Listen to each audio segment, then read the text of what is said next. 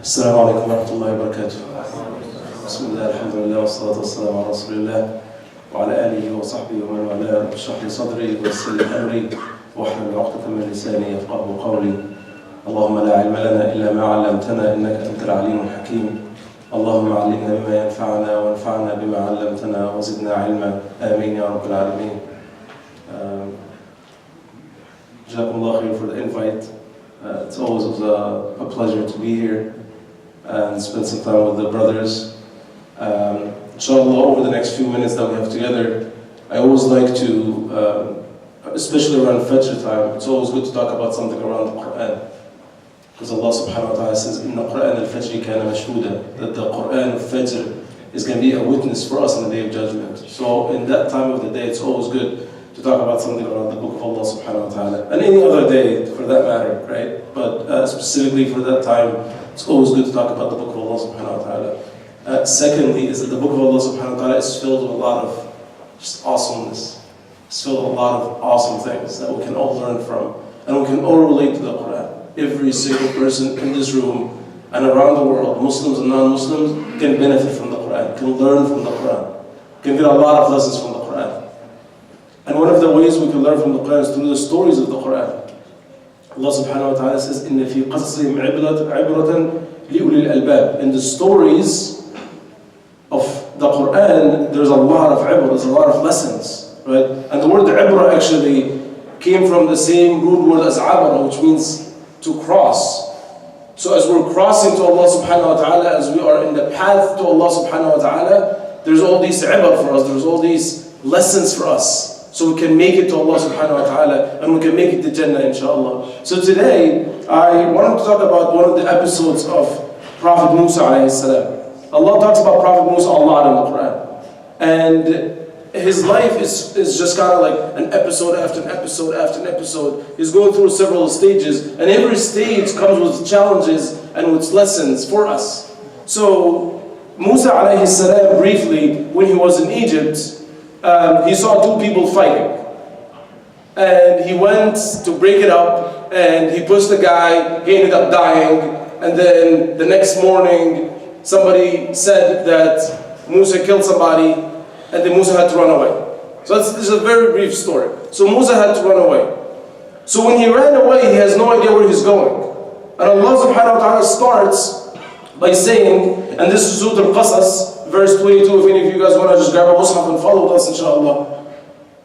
Allah subhanahu wa ta'ala says, وَلَمَّا تَوَجَّهَ تِلْقَاءَ مَدْيَنَ قَالَ عَسَى رَبِّي أَن يَهْدِيَنِي سَوَاءَ السَّبِيلِ. When Musa alayhi salam started going towards Madian. Now keep in mind, Musa was in Egypt. Madian, I read two things. Okay, maybe the mashayikh can correct me. I read that Madian is in the northwest part of Saudi Arabia today. And then I also read that Madian is in the Sham area.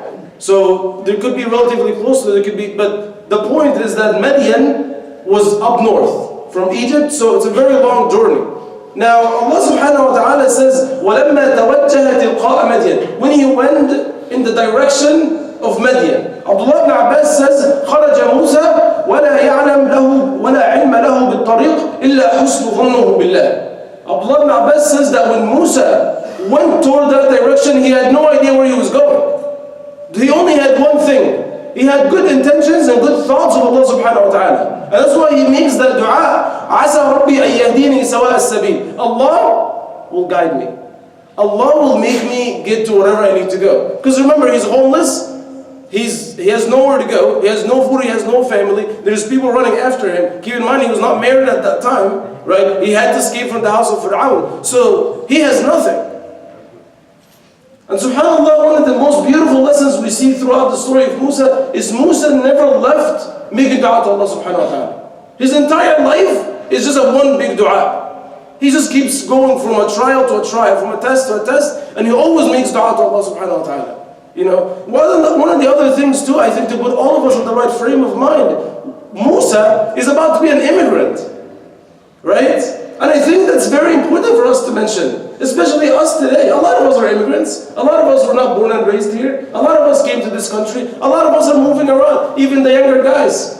When you finish college, you might end up finding a job in Colorado or Seattle. And then you're going to go there and you're like, I don't know what to do. But then from that story, we'll actually be able to learn certain things, right? So Musa is about to be an immigrant. He starts this journey. He has no idea where he's going, but he has Allah subhanahu wa ta'ala. He has Allah by his side. And he says, Allah will guide me. So he goes. He starts his journey of days and weeks. And then he gets to Madian, right? So Allah subhanahu wa ta'ala says, وَلَمَّا عَرَضَ مَاءَ مَدْيَنَ وَجَدَ عَلَيْهِ أُمَّةً مِنَ النَّاسِ يَسْقُونَ وَوَجَدَ مِنْ دُونِهِمْ امْرَأَتَانِ تَذُودَانِ قَالَ مَا خَطْبُكُمَا قَالَتَا لَا نُسْقِي حَتَّى يَصْدُرَ الرِّعَاءُ وَأَبُونَا شَيْخٌ كَبِيرٌ. So Musa got to the water of Madian. Now I think the water here symbolizes something very crucial. Because Allah could have said, وَلَمَّا وَرَدَ مَدْيَنَ, and when he got to Madian, and that fulfills the story that he got to Madian. But why is the water mentioned here? Who can any of you guys give a thought? Let's inshallah try to interact. Why was the water mentioned? Why did Allah subhanahu wa ta'ala say, وَلَمَّا وَرَدَ مَاءَ مَدْيَنَ? Or what can we learn out of the fact that water was mentioned? Who wants to give it a shot, inshallah? It's the morning, it's really tough. Water is the main source of life. Life, very good, okay. Same thing, life, okay. Anything else? So water, the brother, he said that water is a source of life. It's a symbol of life. What else? Remember, keep in mind, he has nothing. Right? So he's going somewhere, hoping that he will get there. So he finds water. Along the lesson of water being life, what else? What does this give Musa alayhi salam? It gives him hope. It gives him hope, like, okay, I reached where I'm supposed to reach. Right? Also, water is a symbol of civilization. Back in the day, all the cities and the villages used to be gathered around bodies of water. Okay? So he gets to the water. Now, I want you to put yourself in his shoes. If you were in his shoes, what would be the first thing that you would think about? You've been traveling for days, for weeks, okay? And you find water. What is the first thing you're gonna do? You're gonna go drink, you're gonna go jump in the water and drink some water. Right? But you know, Musa doesn't do that. He does something so strange. He looks and he says, there's a lot of people around that water. A lot of people. And then to the side, he finds two girls.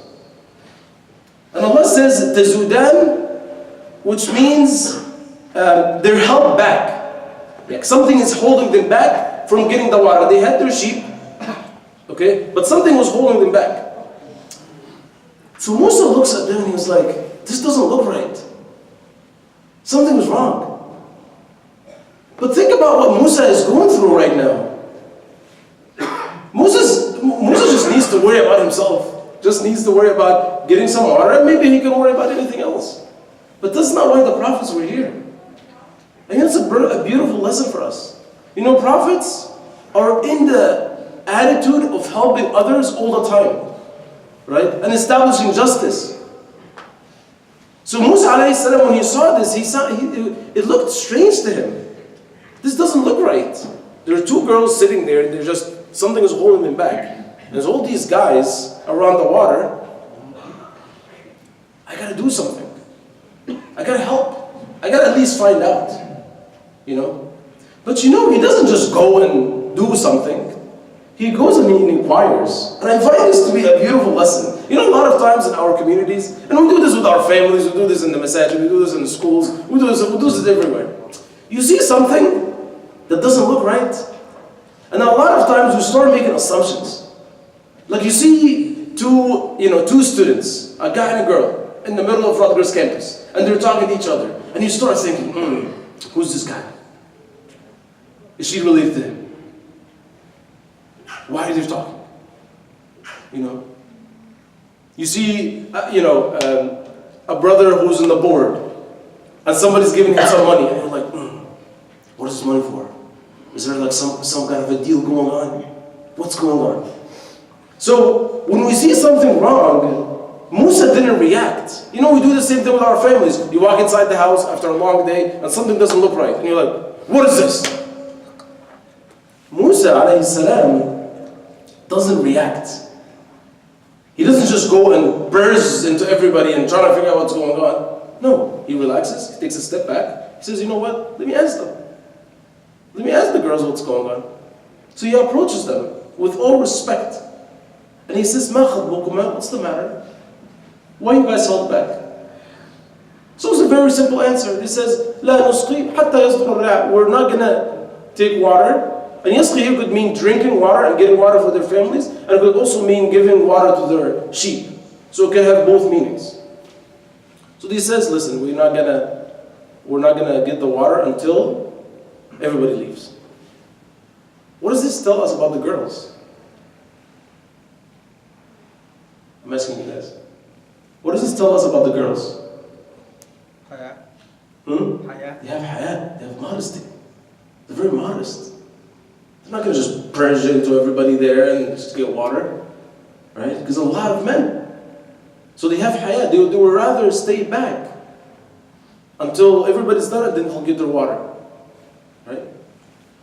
And Allah subhanahu wa ta'ala, by the way, says that one of them has haya later in that passage. So, also one of the things we can learn is that the men of that area, right? They're not the kindness. They're not very gentle, right? At least from our understanding today, if you see a sister that needs help, you help her. You let her go first. Or whatever, right? A sister or a woman, she doesn't have to be Muslim, and you can still be nice to non-Muslim women with all respect. So Musa, he goes and he says, what's going on? He said, we're not going to drink our flocks until everybody leaves. And then they said something, they said, وَأَبُونَا شَيْخٌ كَبِيرٌ. And our father, well, this could have two meanings. Our father is an old man, or our father is a respectful man. Shaykh is also a title that given to somebody who has respect in the community, right? Or in that area or in that village. Which tells us two things. They don't have to work. They're only there because their father is an old man. So they have to help him. Which shows an amazing quality of these two girls. They're helping their father. They're taking care of their father. They're doing the job for him. But also, some of the scholars, they said that one of the reasons they said Abuna Shaykhun Kabir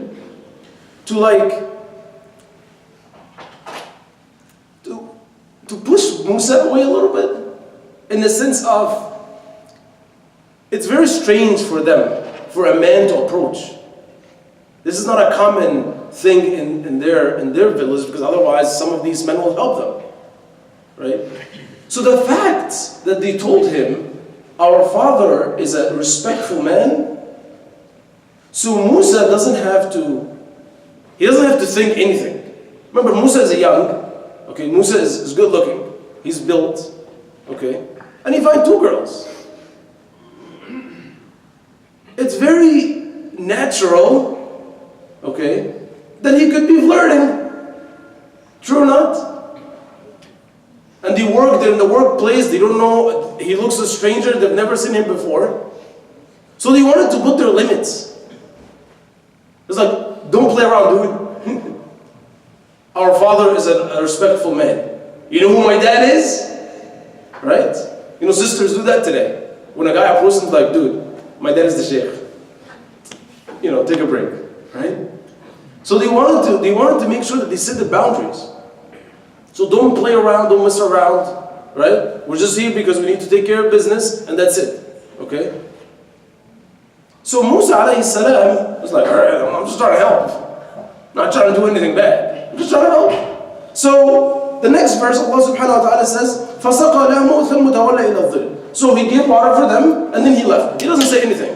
He was like, he didn't say, I'm Musa, can I get some money, right? Here's my number. No. He's like, water, I did my business, I'm out. Because he's there for what? For just the water. There's nothing else that he needs to do. And then he goes to the shade, and he makes a beautiful dua to Allah subhanahu wa ta'ala. Beautiful dua. He goes to the shade, and I think the shade here symbolizes, some of the scholars, they said that everyone should have like a corner in their house where they're making dua. And some of the scholars had that, right? Some of the scholars even had a garment for salah, right? So they'll have a garment that they pray with. That puts them in that atmosphere of like, I'm about to meet Allah subhanahu wa ta'ala. I'm about to make dua to Allah subhanahu wa ta'ala. Right? So Musa goes to a shade, goes to a place that also shows that he's really tired. He's exhausted. And he's kind of like, he's looking for all sort of goodness. Right? All sort of khair, all sort of, blessings from Allah subhanahu wa ta'ala. And a shade is a blessing. Right? He's been in the desert for days. He finds a shade and he sits on that shade. Right? So he puts himself in that atmosphere of dua. Right? So he rests and he makes dua to Allah subhanahu wa ta'ala. Which again, it's simple and it shows us that Musa is always making dua. And to